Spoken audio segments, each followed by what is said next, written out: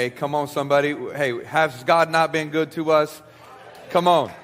How about that win yesterday? Come on. Hey. Ooh, man, that was a game and a half right there. That was a good one. Hey, anytime we beat Michigan is a good day. I don't care how we do it. We're doing it. All right? That's it. Hey, join me. My name is Ricky Spindler, the lead pastor. I want you to join me in the scriptures. Open your Bibles, your devices to 2 Kings. That's 2 Kings chapter 6, verse 24 is where we'll be. And then we got a large portion of scripture to read. We'll read the last part of 6 and all of 7 today. As you're turning there, let me just make you aware that this coming Friday, we plan the calendar years in advance, or a year in advance or more, sometimes 2 years in advance.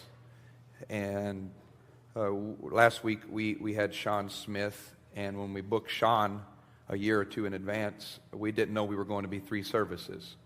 So the week before we did 3 services, and then the week after that we did Sean Smith, okay? So about after we booked Sean, but before we did 3 services, I get a call from our founding pastor, Dick Foth, who's 83, 84 years old. And he's got his wonderful baritone voice, Ricky. That's what he says. He's like, I'm going to be coming to Urbana one more time. This may be the last time I come. He goes, I don't know how much more I can travel like this. He's recording an audio book of the different cities and lessons that he's learned from the primary cities that he's ministered to in his life. So he's shot one in Santa Cruz, California. He shot one in Washington, D.C., one in Fort Collins, Colorado. And the last one is here in Champaign-Urbana. And he's flying in his own production crew. And on this Friday night, from 6:30 to 8:30, he is going to be recording an audio book of the life lessons he learned while he was here in Champaign-Urbana, and Ruth will be with him, his wife. Now, some of you're like, that doesn't mean anything to me. I'm all right. You don't have to come. That's good. But if you'd like to be a part of that, the place is going to be packed, and 13 and up because it's going to be recording. And so we just ask the babies not be in the room because we don't want any random crying or anything like that. And if your kid, it cannot cry, you can go under 13, but we just ask that, respect that as much as possible. But that'll be this Friday. And then he'll be with us on all services on Sunday morning. So it's going to be a privilege. And like I say, this could possibly be the last time that we get to hear him speak in this building. So I just appreciate it. If that works for you, I'd love for you to be a part of that. Now, so I've done something this weekend that I hardly ever do. I love to plan. I'm already working on my sermons for next year, 2025. But this week I turned in my notes, my PowerPoint, my presentation, everything. And between turning them in and this morning, I was unsettled. Usually I have a strong indication that just keeps building over time as I turn my heart to the Sunday, but it just didn't sit right.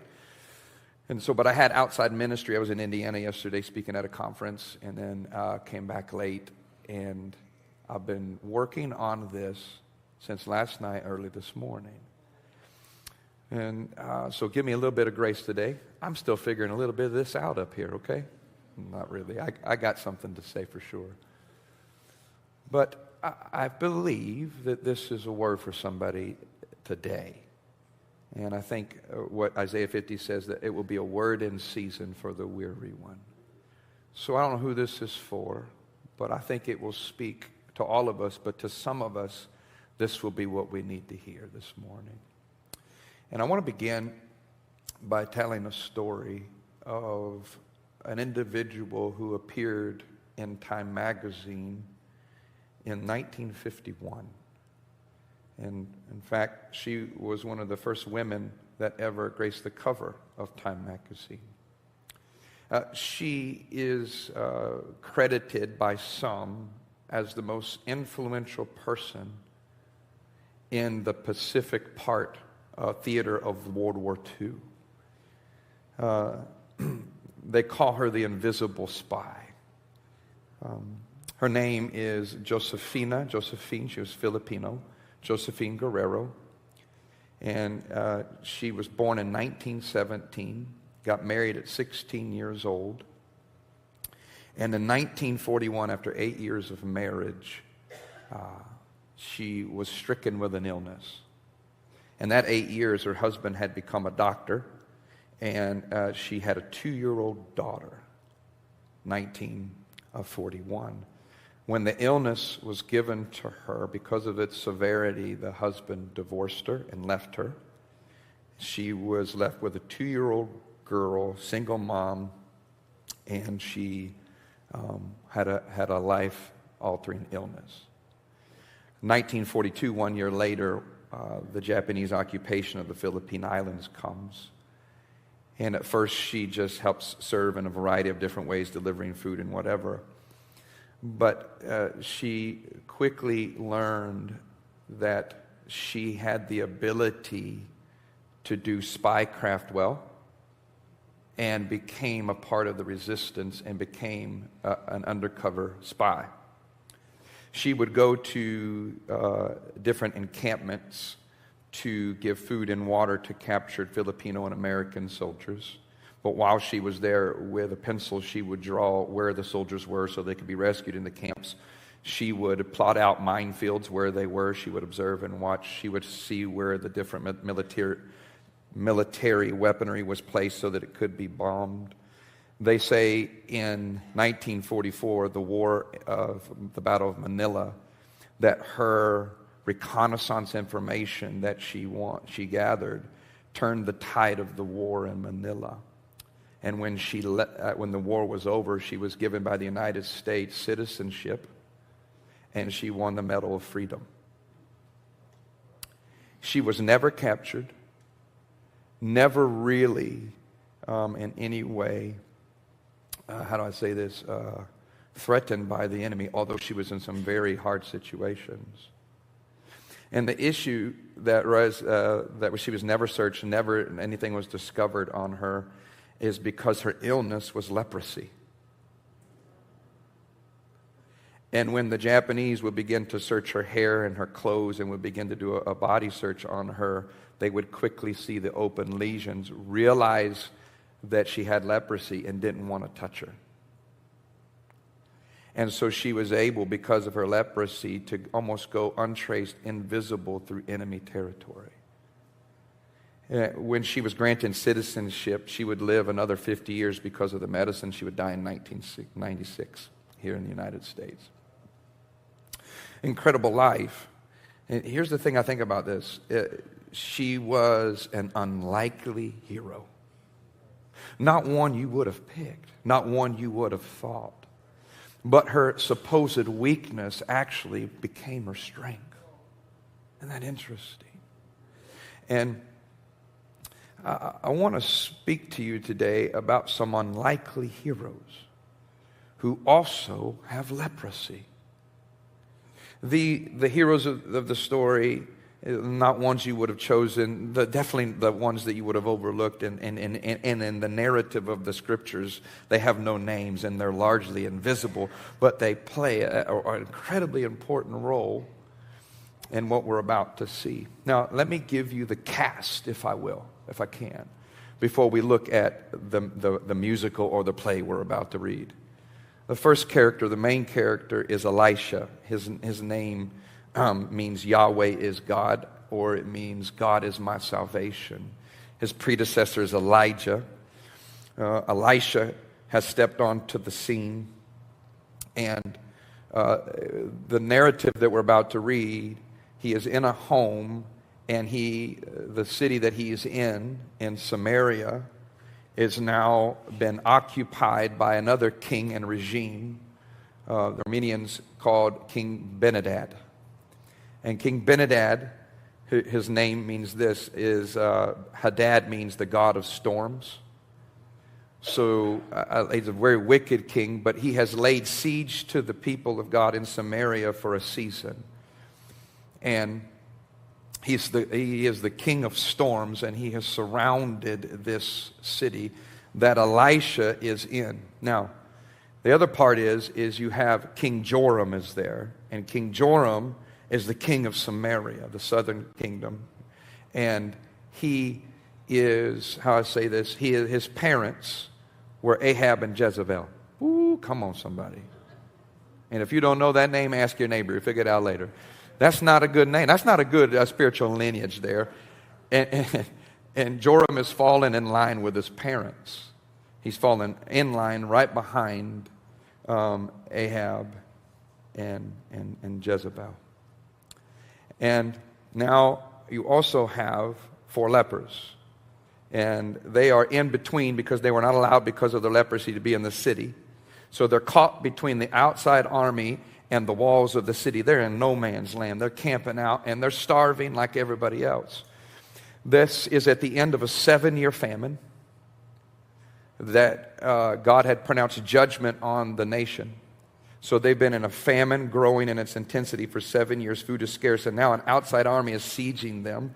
At the time we read, 3 things are said about them. We'll read them in a second. Number 1, they're eating donkeys' heads, which is forbidden for them to eat in Leviticus. So they're eating unforbidden food. They also are eating the feces, the dung of doves. So they're eating animal feces. And we find out that they've reproduced themselves to cannibalism. And they're already boiled and eating the children of the city. So this is a bad situation. It don't get much worse than this. And so we're going to read this beginning in verse 24. It says, sometime later, Benhadad, the king of Aram, mobilized an entire army and marched up and laid siege to Samaria. It says there was a great famine in the city.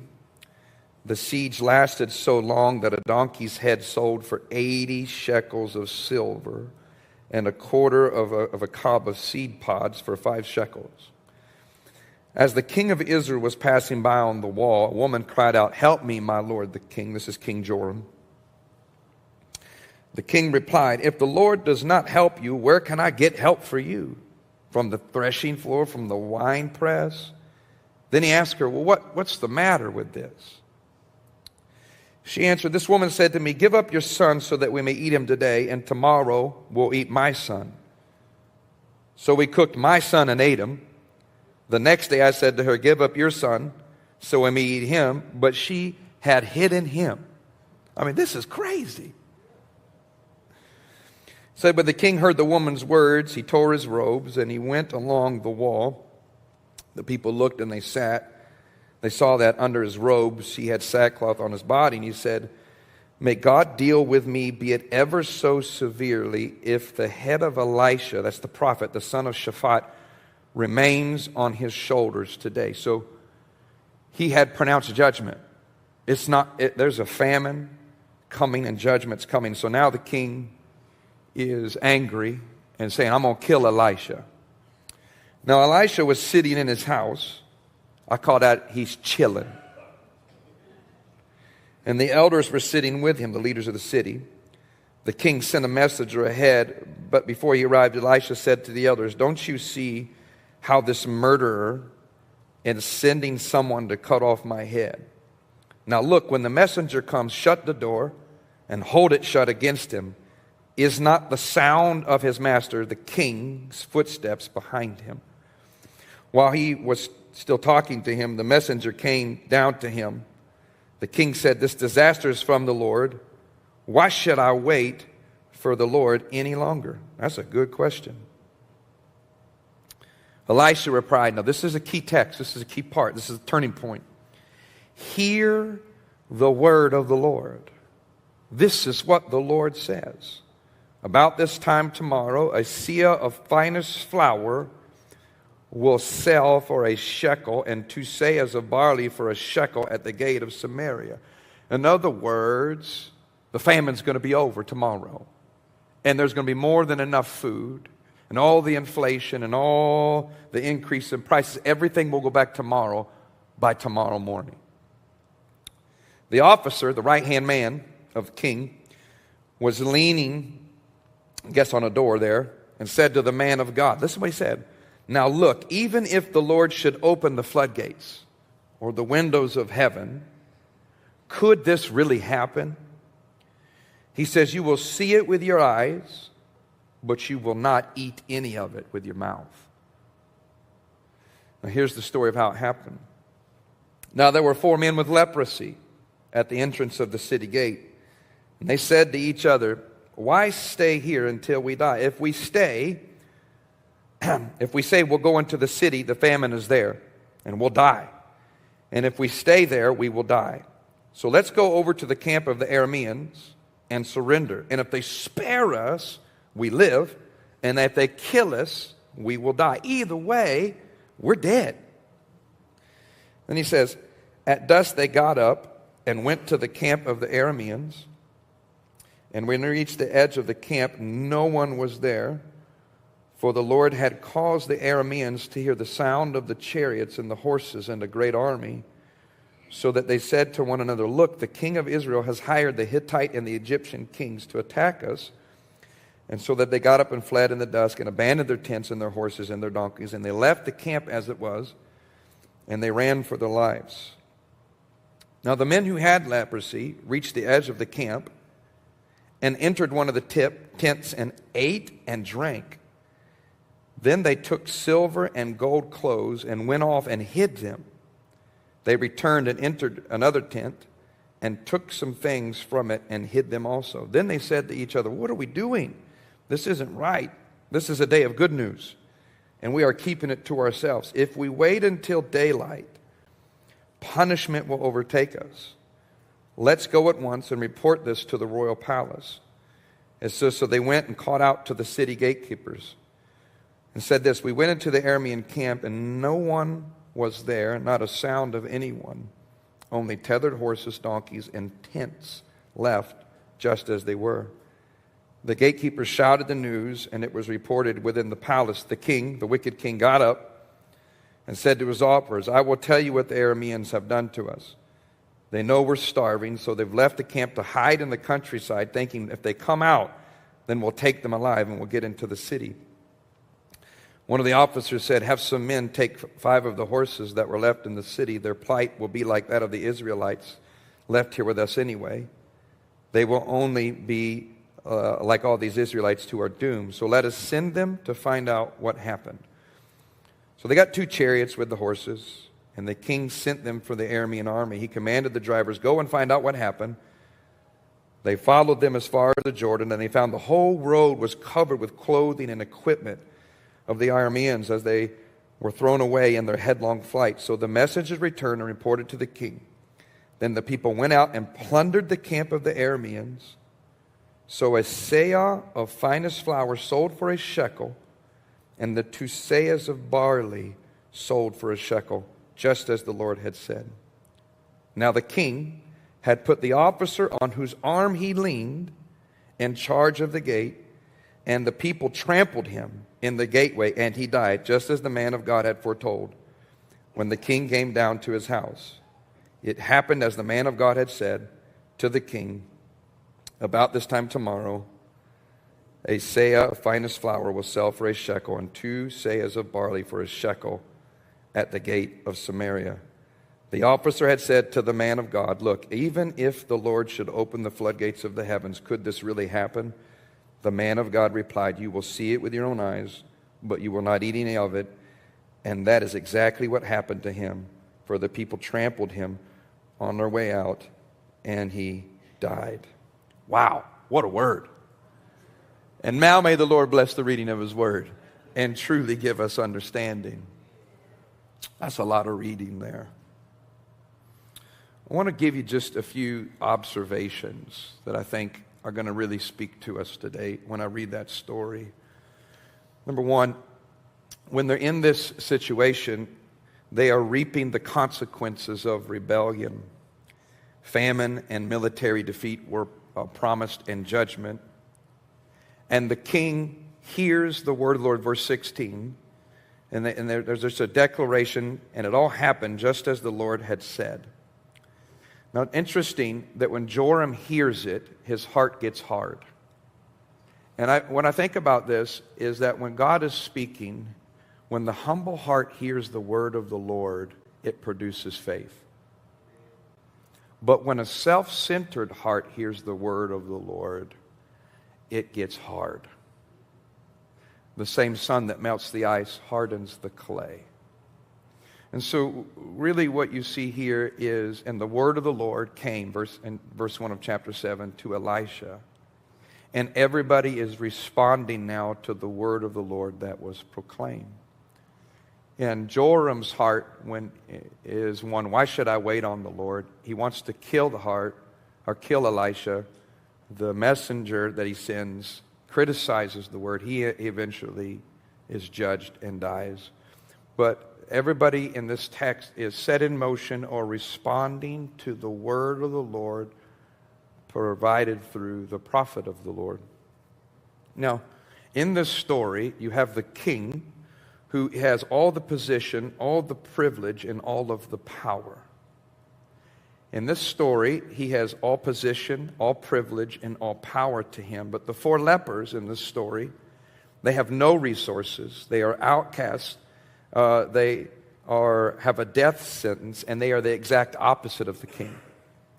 Okay? Let me read to you again their words. Why stay here until we die? If we say we'll go into the city, the famine is there and we will die. And if we stay here, we will die. So let's go over to the camp of the Arameans and surrender. If they spare us, we live. If they kill us, then we die. Now, I want to give you the definition of grace again. It is the abundant supply of God's goodness towards you, doing for you what you cannot do for yourself. And let me just say that this is a story about God's grace. Because I want you to see how the 4 lepers, who have nothing in and of themselves, their narrative in the story turns as God delivers this entire city. And they are a picture of what God's grace is. The first thing is, when they go into the tent, what do? They eat and they drink. They have no food. They're starving. But when they go in there, it says they filled themselves up from morning to night, eating food and drink. The scripture says this. What does it say? Blessed are those who hunger and thirst for righteousness, for they shall be filled. So here you are. They did nothing to earn it. They did nothing to position themselves for it. But yet, they responded to the word of the Lord, and they moved towards it. And what happens? They have all the food and drink they could ever want. Right. Then it says this, is that they put clothes on themselves. They took off the clothes and they put on new clothes. And isn't that a picture of what God's grace can do? It says our righteousness are as filthy rags, right? But yet he clothes us in righteousness. The old is gone, the new has come. It's a beautiful picture. He clothes us in the power of his Spirit. And you know, this is, those of you who love shopping, this is a good thing, because grace is a wardrobe change. Come on. It's permission that you get some new clothes. Turn to your neighbor and say, it's time to go shopping. Hey, got to celebrate that win yesterday. Grace is all about them new clothes. Oh, come on. You know what I love about grace? Because you don't dress for where you are, you dress for where you're going. Have you ever been traveling somewhere on a trip and you have that predicament? It's freezing here, but in Jamaica it's hot. Or the Bahamas, or for the cruise, or wherever you're going. And do you dress in Chicago weather and look out of place when you get to Florida? Or do you dress for Florida in Chicago and everybody's like, why are they in stores? Man, you don't know where I'm going. I'm dressed for where I'm going. That's what grace does. We are dressing for another location. So we're going to look out of place down here. That was for free. That's not in the notes, but that's what you get when a sermon like this. Then it says this, there were riches of all kinds. There were all kinds of wealth and plunder and gold and silver, the text says, left behind. And I just want you to know, this is the whole book of Ephesians, is about the riches of our inheritance in Christ Jesus. The things that Jesus paid for that I didn't pay for, but I get the benefit of my relationship with him. And Ephesians outlines those for us. I get the riches of his peace, the riches of his joy, the riches of those things that he has purchased for me. And now, because of my relationship with him, I can tap into them, his mercy, his goodness, his kindness, because of he paid the price. There's nothing like going out to eat on somebody else's bill. Have you ever done that? Say you're balling on your budget and you're getting a hamburger and fries, but the moment they say they're paying for it, let me look at the rest of the menu. Okay? Can I just say, some of you need to look at the rest of the menu on your relationship with Jesus, because you're rich and you don't even know it. Okay? So I love these 4 lepers because they really are a picture of what grace does. It clothes us. It enriches us. And it satisfies the deepest longings of our hearts. We didn't earn it. We didn't deserve it. There's nothing that we have that could have ever produced that outcome, but yet God did it at his word. Amen. Now, but what I want to look at now is I want to look at these 4 lepers, because I think there is some things that are indicative in their response that we do the exact same thing. Now, I think it's verse 8 in chapter 7. Yep, I think I'm right there. And, verse 8. It says this. The men who had leprosy reached the edge of camp. They entered one of the tents and ate and drank. They took the silver and gold and clothes. Look what they did. They went off and hid that stuff. They returned and entered another tent and took some things from it and hid them also. In other words, some translations, I believe, the paraphrases, they went off and buried it someplace. Now here they are, they had nothing. Then they get something, and their first response is, man, we better bury some of this stuff. This is all we got right here. And here's the thought I have here. Don't bury the blessing. Don't bury the blessings of the Lord. They have a grace encounter. They have received something that they did not earn, but was given to them at the word of the Lord. And their response is, thank you very much. Let me go hide some of this all for myself. Their first response is not to go back. That comes later. Their first response is, ooh, look at all this. It's mine, okay? I had the privilege of being in the youth 4th and 5th grade class last weekend on a rally night. And man, that was awesome. I think I was made for 4th and 5th graders, okay? It was awesome. And we looked at the theology of Alma, okay? Sesame Street, word on the street. And Sesame Street had a thing where they talked about a disease that was running on the street. Okay, it wasn't the flu, it wasn't COVID. It was something called minitis. And everybody had caught it, and everybody was saying, that's mine, that's mine, that's mine. And man, so we talked about Elmo and minitis up in there. It was awesome. It's kind of cute when you're a kid, but it's not so cute when you grow and mature. You know, we talked about that. How we can still struggle as we age with minitis. Well, these guys had a case of minitis. And their first response was to bury it. Now, let me just say this. In the scriptures, Jesus gave a parable. He said, it's the parable of the talents. To some I gave 3, and I gave 5 here and 10 here. And the ones who had some, they invested it, and the other ones did this, and they bought this, and they doubled the money and tripled the money. But one of them takes it and buries it. And the manager and the owner comes back and said, what did you do with what I gave to you? And what's he saying? I buried it. And he said, well, why did you bury it? And his first response was, because I was afraid. And I just think what often causes us to bury the blessings that God brings our way is fear.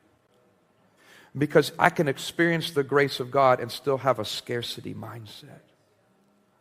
And I just think about this is that I think I've heard, you've probably heard this before, but I don't believe the Bible teaches a poverty gospel where that says I can have nothing and I have to give it all away. I also don't think it teaches a prosperity gospel where everything is being engineered for my comfort and my prosperity, that it's more and more and more. It's all for me. I think that's equally as bad. But I do believe it teaches a generosity gospel where God is for me, and when he blesses me, it's for them as well. It's for me and them. Now, I just want, this is where I believe it's for somebody. I think some of you would say, I am in a situation that's gone from bad to worse, and I have all this stuff coming around me. I feel like I'm in a famine. I feel like I've got surrounded by the enemy, and everything is shrinking, and it's getting worse, and it should be getting better. And I just think sometimes, listen, I'm going to tell you, I think the messenger had it right, but he was wrong. The messenger said, even if the Lord opened the floodgates, this couldn't happen. I just want to say that. That word floodgates is windows. The King James says it's in floodgates, but other translations say windows. You know, the last book of the Bible, Malachi, or in the Old Testament, Malachi, it says, if you will honor me with the tithe. What does he say? I will open the windows. I will open, some translations, the floodgates of heaven. And I will pour out a blessing on you so much so that you cannot receive it, which is exactly what happens right here in this text. So I just want to encourage somebody today is that you are blessed and you will be blessed. You have been blessed. And let me just say this, you will be blessed again. But do not bury the blessing that God gives you, watch this, and keep it all for yourself. And could it be just as an encouraging word of the Lord, and I have been there myself, but maybe, just maybe, you need to honor the Lord with your tithing again. You've buried it and kept it all for yourself. And just the word, and listen, listen, I'm going to say it like this. I'm not after your money, but I am after the open heaven over your life. And just use that as a word. Maybe that's what God is saying to you. You've buried it when you should have blessed others with it. So then the next thing is this. Okay? Keep your mouth shut when a miracle's in progress. Okay? Turn to your neighbor. This is the title of the message. Keep quiet. The miracle's in progress. Turn to your neighbor and say, keep quiet. The miracle's in progress. Now, you know, I like what they said. They're out there and they said, you know what? Today is the day of good news. We cannot keep this to ourselves. What a word. When they realize, man, hey, we can't do all this. And I love the word. It says, this is a day of good news. We can't keep this to ourselves. Now, if I'm the messenger and I haven't eaten and I'm eating donkeys and dung and people eating kids, I'll take any word that's positive I can get. But he criticizes the word of the Lord. And you know, when I saw that, I just thought to myself, how many times, because of the words of my mouth, do I disrupt and forfeit God's miracle working on my behalf? Where I get to see it, but I don't get to taste it. This is the Israelites when they are at the border and Moses is going with, he says, sends the 12 spies in the promised land and they spy it out before we go in. And the 12 come in and they all come back and 10 of them said, man, there's big old giants up in there. We're like grasshoppers. We can't go in there. And all kinds of disruption comes into the camp.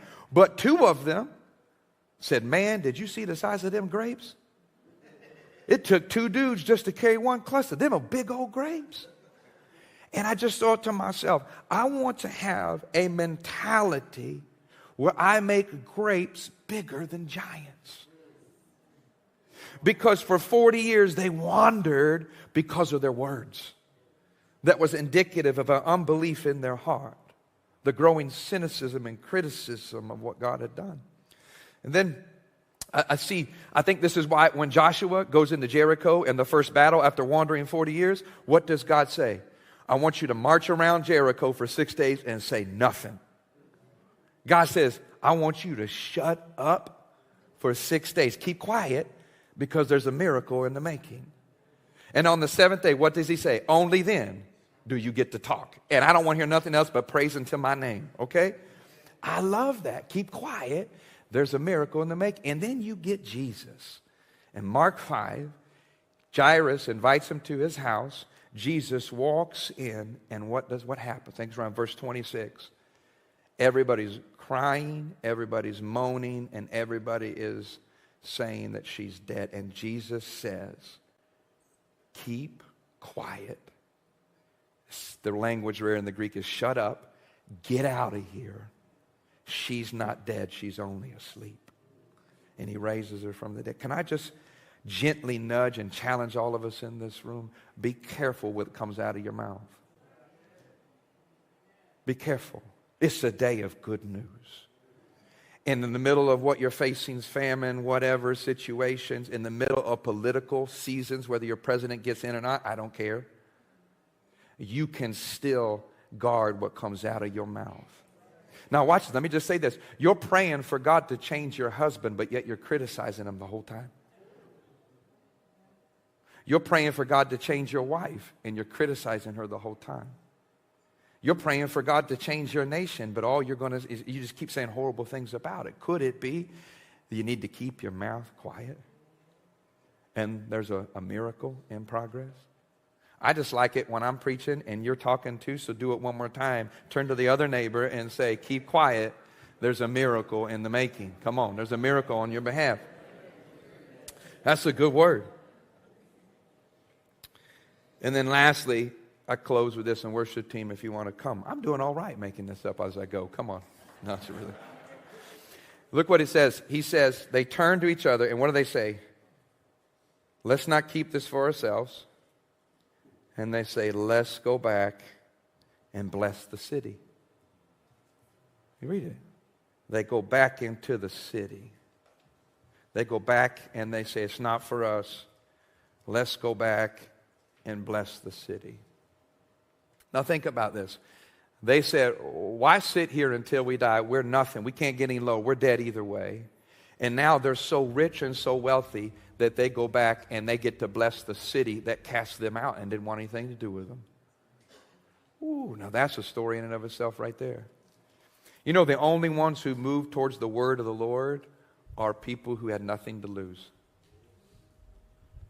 But they moved in faith. God blessed. They didn't bury it, although they wanted to. And then they said, you know what? We're gonna go back and bless all these people with it. I'll just say this. A church or a group of people that does not bless the city that they live in will die. A church has to have a bless the city mentality. That's it. This is why our miracle offering coming up is so important and what we do at our generosity. It's not about all what happens in here. We're not going to bury it as God blesses us and blesses the people. Guess what? When God wants to bless the city, guess what he does? He blesses the people in the church.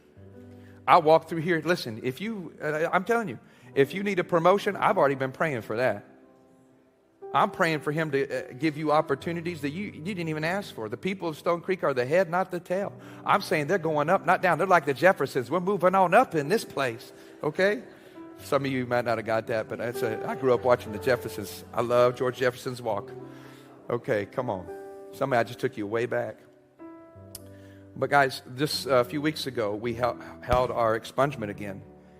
And we were able to host as dozens of people came in to get their records expunged and do a great work. Why do we get to do those things? Because we're going to take the riches that God has blessed us with, and we're in turn going to bless the city. That's what it's all about. So my question to you is this. When you think about it, who is God asking you to bless? You know what I do to the Lord sometimes when it gets real bad? I tell the Lord sometimes, Lord, I'm going to tell you right now, if you bless me and take care of this, here's who I'm going to bless if you do. I let him know ahead of time. I'm going to do this. I'm going to do this. I'm going to do that. Now, when he does it, I got to obey that, right? But I encourage you, think right now who you are going to bless, how you're going to bless them, what you're going to do when God supernaturally turns your situation around and blesses your life. Amen? Let's stand as we get ready to close. I want you to get the elements of communion in your hands if you can. You guys want to hand me a handheld there? It seems like it's going out again. And let's hold the elements of communion in our hands. go ahead and prepare them. We do not practice close communion. If you need the elements of communion, just raise your hand and we'll have them given and delivered to you so that you can receive them.